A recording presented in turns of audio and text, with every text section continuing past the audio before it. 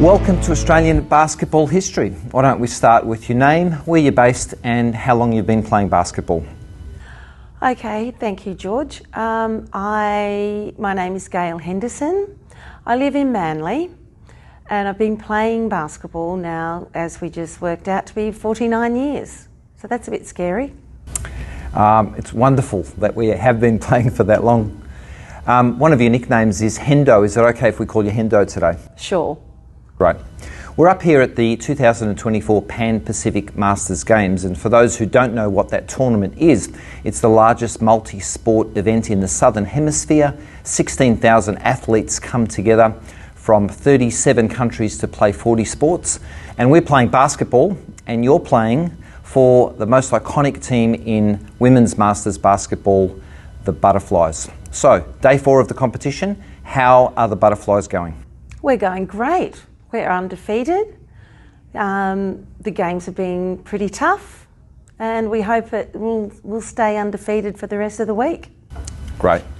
Mum taught me that asking a lady her age is not a smart thing to do, so perhaps I can get around it by saying, what age group are you playing in? Okay, I am playing in the 65s plus, so that answers your question, and the 60s plus. And who's in the squad with you? We've got, it's a great honour to be playing with some of the girls I'm playing with. There's Jan Smithwick, Samantha Tomlinson, they're both playing in the 65s, Jennifer Connolly, also there's Woody, don't really know her name off the top of my head just now. But a group of girls that I've met over the years that I've sort of not necessarily played with as a youngster, I've just grown friendships with them over the last few years, and here we are. Hanging around the club, Hendo, you will have heard the origin story of the Butterflies. What do you know about how it and when it started? Well, what I know is that the great Karen Ma, now Karen McRobert, and Tammy Good were starting or had a business, and they were it was a butterfly symbol. It was butterfly socks and shorts and things like that. And then from there, when they were invited to start their Masters basketball program or journey, they just used that name. I think, one, to promote the socks and the gear that they were selling. The team play hard and also party hard. Tell us a little bit about the culture of the club on and off the court. Oh yeah, it's wonderful. And I think that's probably a good way to describe it. Everyone has to have a winning mentality on the court, and you also then have to have that special camaraderie and connection off the court to have a good time. Do you have a favourite Butterflies story that comes to mind? A butterfly story. Well, I think it just comes about with being invited or being sort of allowed into the group, if you like, and that just comes with the friendships that you make prior to. I suppose it was the Robin Ma introduction into the group way back in 2006, I think, that she decided she was going to go, and she invited me to the Masters in Alice Springs. Yeah. And that was a bit daunting because this was a bunch of women that I had looked up to my career, and I thought, well, wow, this is an opportunity to be able to play with these girls, and I really enjoyed that. Yeah, so that's how that story started the journey began with the Butterflies. We'll get a chance to talk about your career in a minute, but I was wondering if you could let us know how you feel about this week's medals. Are you heading towards a medal of some description? I think so. We were undefeated, and that's the goal. So, I might not be invited back if we don't win. Let's rewind the clock and go back to where it all started for you. What is your first and earliest basketball memory? That was at school, actually, when I was in high school. The boys used to play in the outdoor basketball court, which was right outside the tuck shop. And I thought, these guys, running around, I can do that. I was a bit disenchanted because I was a netballer growing up in the winter months we played netball, and in the summer months we played softball and I did athletics. And I was 16 and I thought, yeah, I think I'd like to try something else. Softball's a bit boring. They stick me out in the outfield because I can throw from in. There's not much action happening there. So this looks like it's got a lot of action. So I joined the school basketball team at the age of 16. And then from there, going back to the boys that I saw running around having a great time at lunchtime, one of the boys whose mum had started or ran one of the local clubs in Brisbane, and he said, "Hey, Mum thinks she'd like to recruit you for her team." I go, "Yeah, sure." So I think it started on a Sunday night playing with a bunch of girls and mums, and yeah, it started there. And then that club, there was a really strong membership in Brisbane, and a fellow called Fred Van Dodgen asked me then would I like to come to the training for the A-grade women. That's where that started. What was the next major milestone in your basketball journey? I think it was being selected from there in 1979 to travel to Canada and the USA and Hawaii. That was a big learning curve for me because that was the first representative team that I'd sort of made. And I think I hadn't played any junior basketball, so my skill level had to take a very big learning curve. And those games compacted over a few weeks on that tour really, really helped. So I think that was a big milestone. So that would have been an amazing experience for a young Australian. You have a favourite memory of your Hawaii tour? Well, I do actually, because at that point I had been then invited or offered a scholarship to go to the University of Hawaii that next year. And I knew nothing about playing basketball, college basketball. I was also just sort of going through, finishing off my teacher training in Brisbane and about to go into the workforce.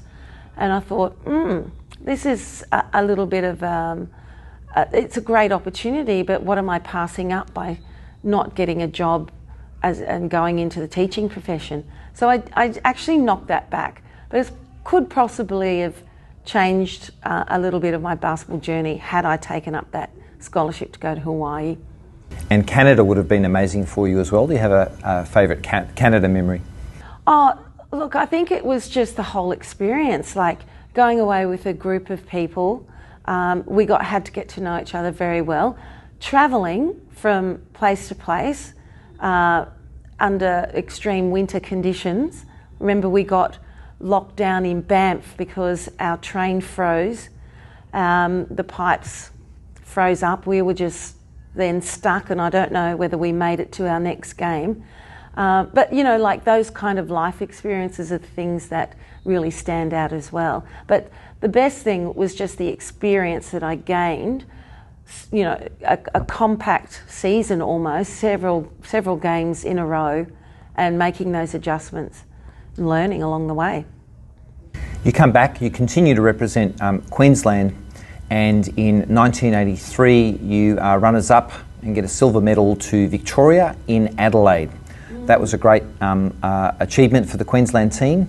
How did it go? Wonderful. Look, it was just an amazing experience that we just sort of put our game plan to action. We just kept winning and found ourselves in the final, which was, amazing experience. So across these 4 years when you're representing Queensland and you're doing your international as well as your domestic stuff, who are some of the characters in basketball at the time? Starting with, who did you play with? Well, at that time, in those early 80s, it was people like Diane Wood, there was Jenny Blair, Anne Hansen was, a very notable player, left-hander, very strong player, and really, really loved playing with her because I learned a lot from her. Bev Tong, very smart guard. And then there was Trish Cockram, who really taught me a lot.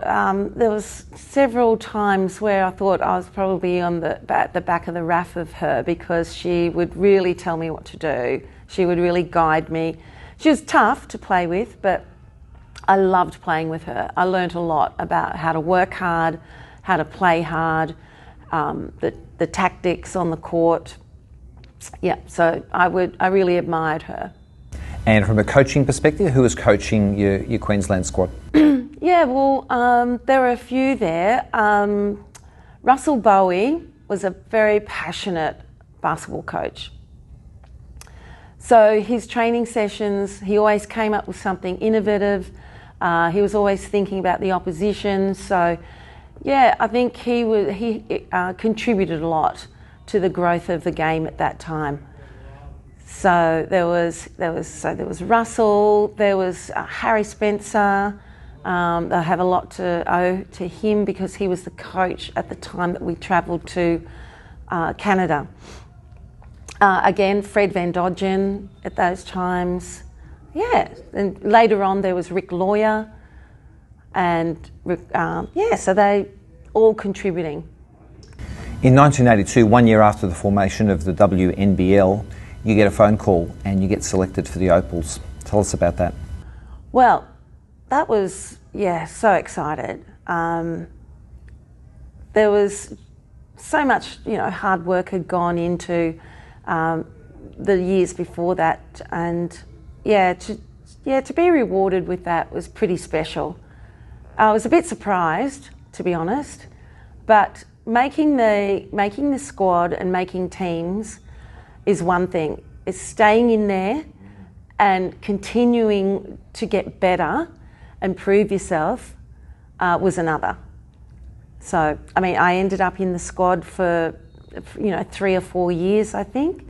I was in the 1984 Olympic team squad. Just didn't quite break into those big tournament teams like the Olympics or the World Championships, but loved every minute. Before that, you're in Taiwan, you're in China, and you're winning the 1983 Commonwealth Championships. Take us back to that time. Oh, well, those times were pretty tough if you were in a representative team because you were working probably full time. You had to try and find time to get away from work. You had to pay for all your uniforms. And then we get over there and there was a lot of sickness in the team at the time, so one thing after another. But there was a lot of fun times, bonding with those girls. People like Robin Ma,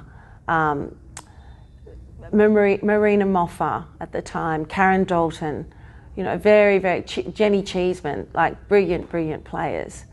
So winning that, that was representing Australia. There's nothing like it. Stepping out onto a court and having the national anthem played, it's pretty special. And at the same time, you're representing Australia as an Opal. The WNBL is going. You're one of the foundation members of the Brisbane Lady Bullets, which became the Brisbane Blazers at a later point in time. Tell us about that domestic WNBL experience for you. Yeah, it started, the league actually started in 81, and then Brisbane tried to get into that comp at the time and were told, no, let's wait for next year.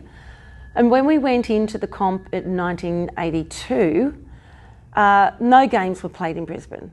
So we travelled away every weekend. And we actually didn't get to travel or play every weekend. We used to have to combine our games. So we might go away once every 2 or 3 weeks, and we'd go to Melbourne and we'd play on the Friday night, the Saturday night and the Sunday, and then come home. And then we'd go to Adelaide and we'd play the Friday night, the Saturday night and the Sunday night and come home. And the points were then carried as double points. So if you had a win, you actually had 2 wins. If you had a loss, it was 2 losses. So they just, that's how they introduced us into the competition. it was pretty rough.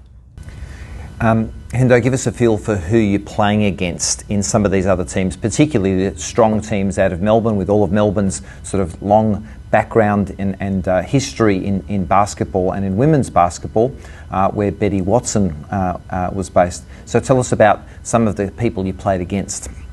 Well, there was such teams that had a great deal of depth, and so it wasn't just one team in Melbourne. There was probably 3 or 4 teams in Melbourne. There were 3 teams in Adelaide, and they were just big personalities. As I said, I mentioned before, Robin Ma. There was Jan Smithwick, Snoopy. She was playing in there. There's Karen McRobert. There were all these Australian players. There was Julie Nykel. There was Paddy Micken. They were all Australian players, so very strong. And then later on, the stars like Rachel Spawn were emerging. So, that was daunting. It was daunting. And we really had to change the way we played. We had to try and believe that we were going to win instead of working out how we may not lose by so much. And I think that was the big thing about Brisbane basketball in those early days, was just the belief in that we could compete. And it took a while. You play 195 games for Brisbane, and then in 1993 you make the big move to Sydney, which is where you're now based. Tell us about Sydney and how your Sydney experience was different to your Brisbane experience.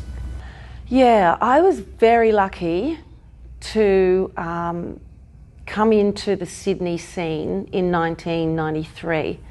And a funny story was, my husband and I moved to Sydney because of his career. We were married in the year before that, and a friend of mine got up at the wedding and said, "Oh, you guys all think that they're moving to Sydney for Brian Delaney's work career. In fact, they're moving because, Hendo is going to go and play for the Sydney Flames, and it's in fact because of her basketball career that they're moving there." And as it turned out, some of my biggest achievements and highlights came from playing for the Sydney Flames. So going back to your question, in 1993, the great Lorraine Landon, the queen of women's basketball, or basketball in general in Australia, together with Mike Lubeski, really put together a wonderful team in that year. They recruited coach Carrie Graff, and then with that came Trish Fallon.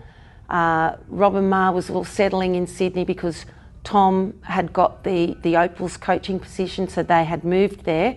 But then Karen Dalton was already there in Sydney. Shelley Gorman was recruited. Annie Lafleur was still, Annie Burgess at that time, Annie Lafleur was still playing for Sydney. So, stepped into this basketball royalty team and had a fantastic time. Some of the pinnacle achievements, or the team's pinnacle achievements in the Flames? Well, that year we ended up winning the tournament. We became champions, and for the first time, I think, in Sydney's history. So it was also just the rise, I think, too, of basketball in those years, and not just in the men's program, but the women's program. We were sort of put together with the men's program, the Kings program. We had a major sponsor in 2SM, I think it was the country radio station. So we had great sponsorship. There were billboards around the city. There was, it was a very exciting time. And of course, Oz 94 came to Sydney as well, which created even more interest. So it was a boom time for basketball, but also women's basketball.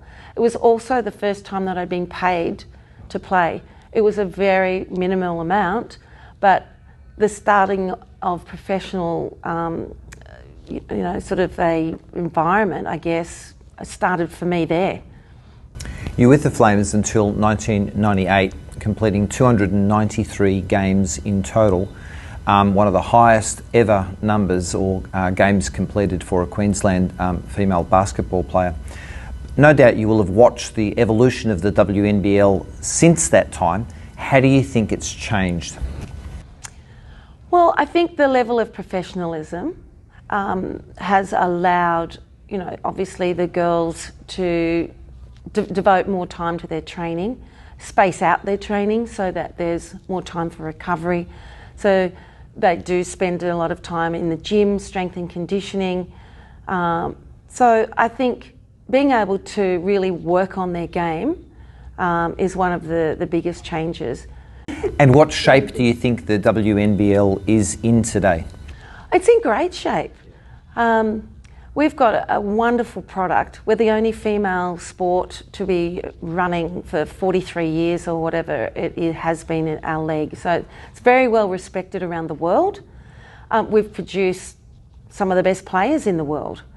So I think it's only got room to grow as well. Having the imports from around the world coming into our league has, sort of risen the standard. So I think we're in great shape. There's always room for improvement.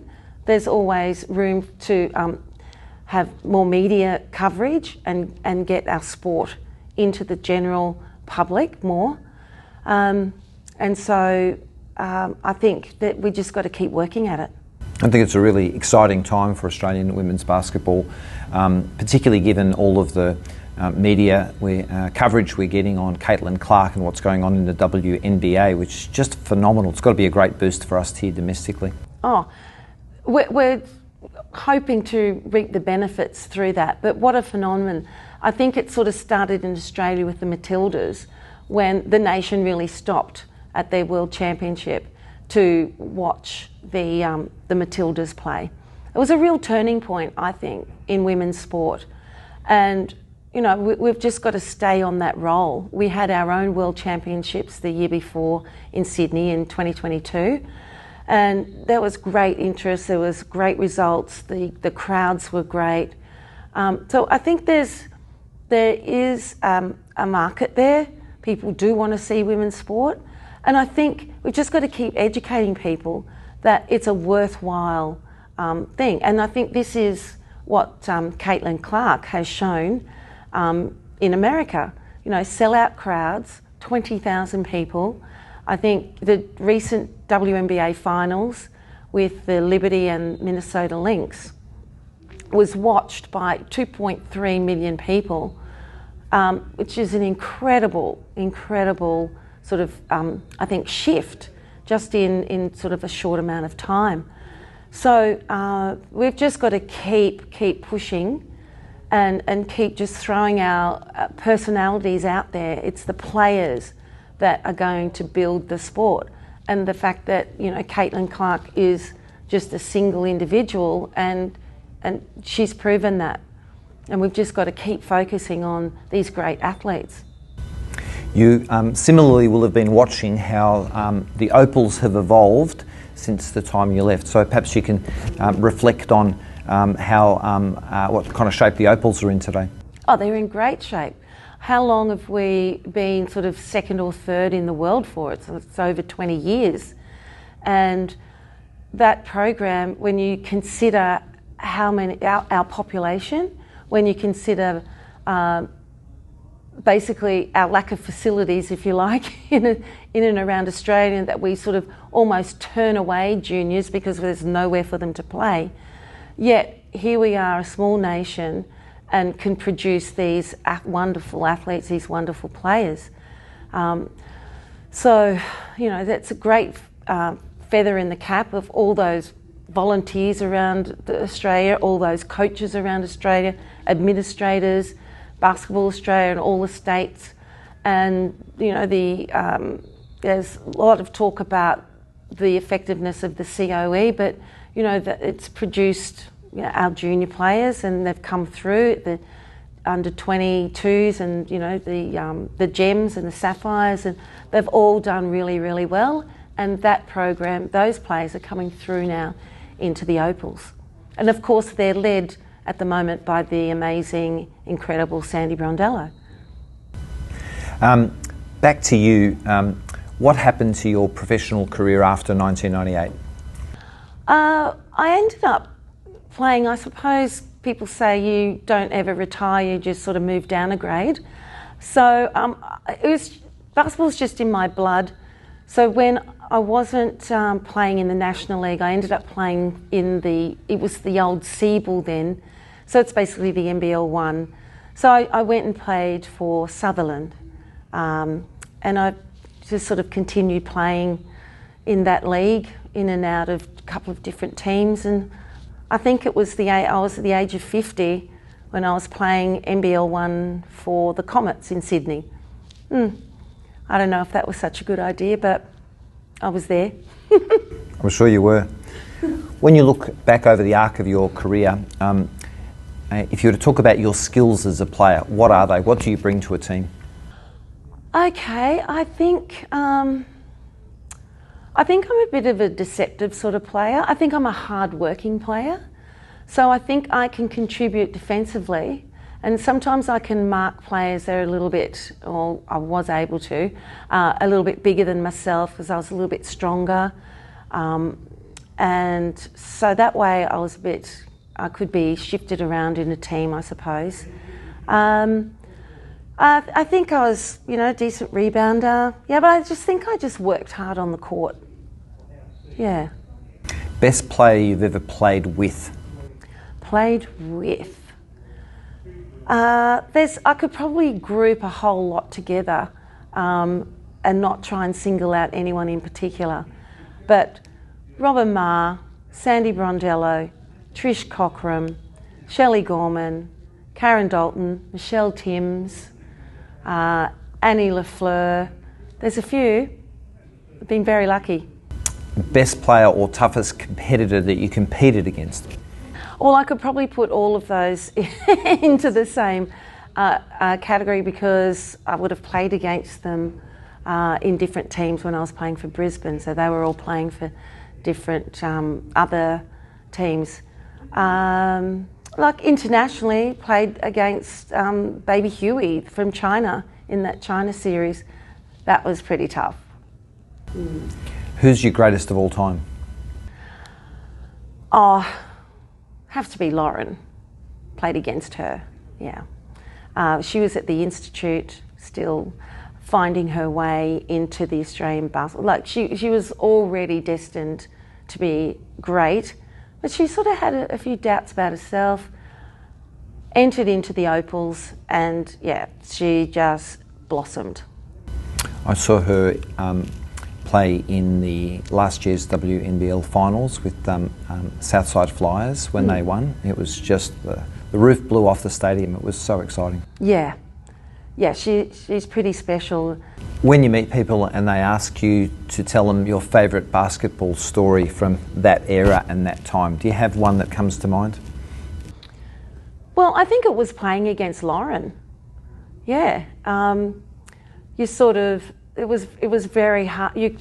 How do you defend her? And if you were given the job of defending her, you just had to sort of try and rely on your teammates to help you out. So, yeah, that was a daunting experience.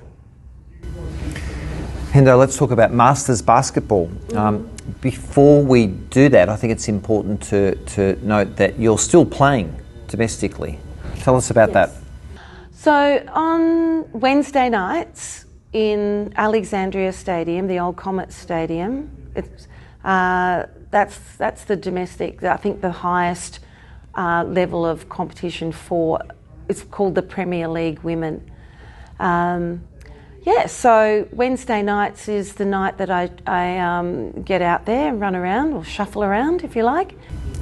Masters basketball is a big part of your life and a big part of the story of the Butterflies. So how many Aussie Masters and which Aussie Masters have you been to and which Pan Pacs have you been to over the years? Okay, so I think my Masters career started actually at the World Championships in Brisbane 1994. And the team that we were in, we were all still playing WNBL.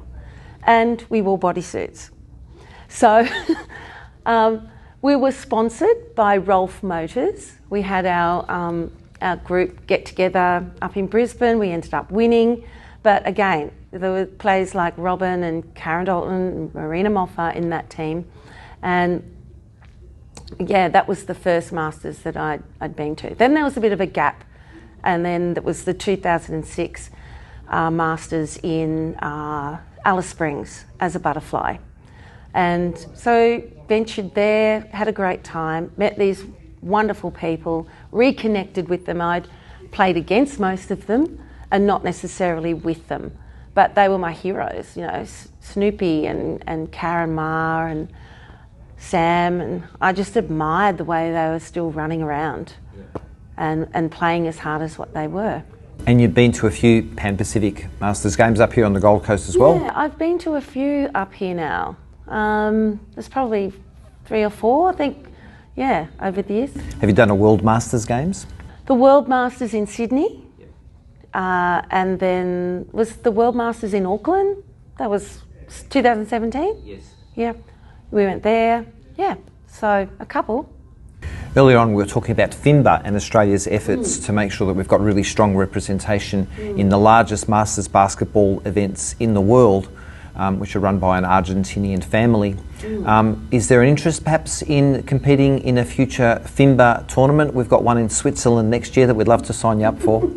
Oh look, I'd love to do that, yeah, and what a way to see the world as well.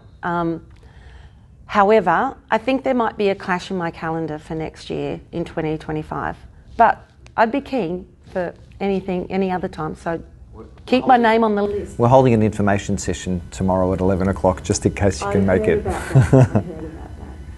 Tell us about the, I guess, psychological and I guess non-physical benefits of continuing to play basketball. What does it do for you? It's my tribe, is the way I like to look at it. I have a lot of, obviously, friends and some outside of basketball that I love dearly. But I feel that my tribe are the girls that I have had similar experiences with over the years. You can connect to them so easily just because you know that there's shared experiences there and shared feelings, shared disappointments, shared elation. That means a lot, and so it's so easy to be able to talk to people and play with people that you've never met before, because you just have that kindred spirit to know that, hey, this girl knows me, knows what I'm about, So I think that's a special connection that keeps me coming back to things like this. It's certainly not the pounding of the body and the sore knees and the aching muscles, but it's the friendships, the connections, and just feeling part of something fantastic. How do we get more people involved? And I'll contextualise that by saying we had a chat earlier on about the fact that you might be able to find a mention of Masters or seniors or veterans basketball in some of the strategies or some of the websites of the basketball authorities, but we don't really have a systemised approach to Masters basketball, and that means there's a whole heap of people out there that don't even know it exists and are not enjoying the kind of things that you and I are enjoying. So how do we get Masters basketball in Australia really moving? Well, I think that's a great question, but I think it has to start in the local areas and developing more of a structure. And I think especially around Sydney, there's not much of that happening at all. So any advice you can give us, would love to hear from it. And I know that there's some men's groups that get together on, say, a Sunday morning. I know in the Manly Association, you know, the older players that still want to have a run around. It's a very loose sort of thing. It's nothing structured. They don't have referees. It's really just a scrimmage pick-up. And I think we can do better than that, that's for sure. It's probably going to take someone like yourself based in those little centres to just keep kick-starting this, and it's getting out and reaching out personally, spreading the word, and then hopefully take it to the state associations and say, hey, we've got this many people interested, well, how can you help us? And I'm very reluctant to start at the top and say, oh, you know, Basketball Australia should be doing something for us, or, you know, Basketball New South Wales. They've got so many other programs that they do have to worry about and provide funds for. So I think if we take a case to them and say, this is how we can do it, how can you help us? I think that's the perfect answer, Hendo. It's got to start with us, it's got to start with the community, and we've got to put that case together. I think it starts with a working group where we've got representation from all states and across both men's and women's Masters basketball, and we've got to get our head together and try and work out what's going on at the moment, what are our challenges, what do we need help with, but most importantly, as you said, what is it that we can do ourselves?